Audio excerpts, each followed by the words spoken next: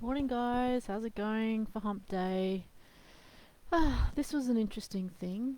The usual questions about where to start, being new to the scene and into kink in general. But one thing that struck me with this particular one was basically they got told that they seemed like a natural submissive and might benefit from a DS relationship. Well, they did a little research and they're like very intrigued. They want to know everything. The good thing is that they want to start off slow. They've got a few questions like, how did you know you want this type of relationship? How did you get into the scene? How did you know what you want? All very good questions. I will say definitely how to get started, research, research, research. Sub drops, sub frenzies, the effect of endorphins on the brain, the come down from it, shock, stress, things like that can affect your body as they will come into play um, when you do things, even if it's just a purely DS relationship and none of the BDSM aspects that are involved. You still need to be aware of those particular issues. Um, as being told that the whole naturally submissive that might benefit is pretty much aligned because it's very extremely bloody rare to have someone who is just naturally submissive. As much as people like to say that they are, as much people like to tell you that you are, you shouldn't let that frame your whole view and way you go into it in particular, because most people exist on the spectrum of dominant and submissive, like they do in the whole male female brain thinking. And most people are along the middle spectrum, a little bit more to one side than the other. So yeah, the whole natural submissive, no, I don't believe in all that. There's lots of books out there. Some of them are particularly like one person I interact with, Mizurika. She specializes in female-led relationships, and they are a little different. Not completely different, but the same basics are there. So it's always good to read a few different points of view, male and female perspective from top and bottom, or dominant submissive points of view, so that you get a general feel for what is going on and what people are and what they think of different roles in their place and what they have in the relationship and dynamic.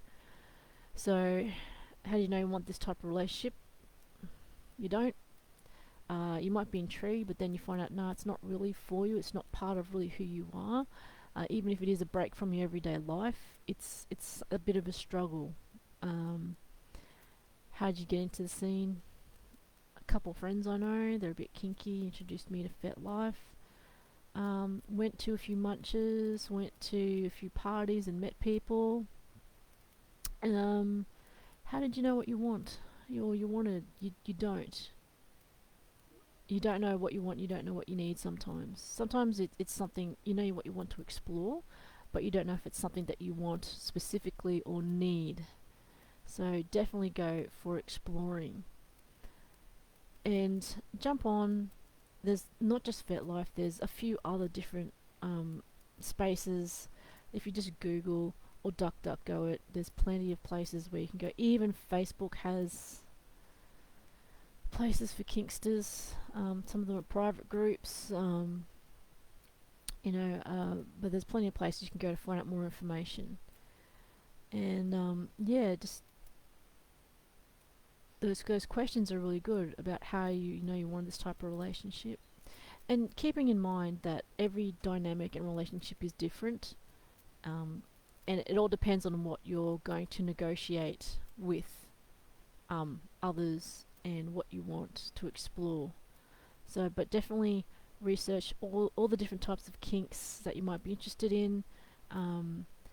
Sub drop, sub frenzy, effects of endorphins on the brain. That's just starting. There's also a good book I recommend some people read, is called Games People Play, because to me, I don't know the whole situation, but it seems like when someone's saying that, well, you're naturally submissive and you might benefit from a DS relationship, just seems to be more like a line that somebody's using to um, get somebody into the kink world and get them curious, and be the first person to introduce them, because usually the first people to introduce them are the ones that you never really forget. Your firsts are hard things to forget, and some people really enjoy doing that and being that for people, and it's not always in a benevolent way. So that's all I have for you on Hump Day, I'm afraid. Leaving it short because I have a few things I need to do, a few deadlines to meet. And yep, still doing a lot of the research into this live streaming thing and all the different microphones and cameras and all that sort of stuff that's needed. Although people tell me my mic is pretty okay, but we'll see how it goes. Anyway, catch you guys later. Bye.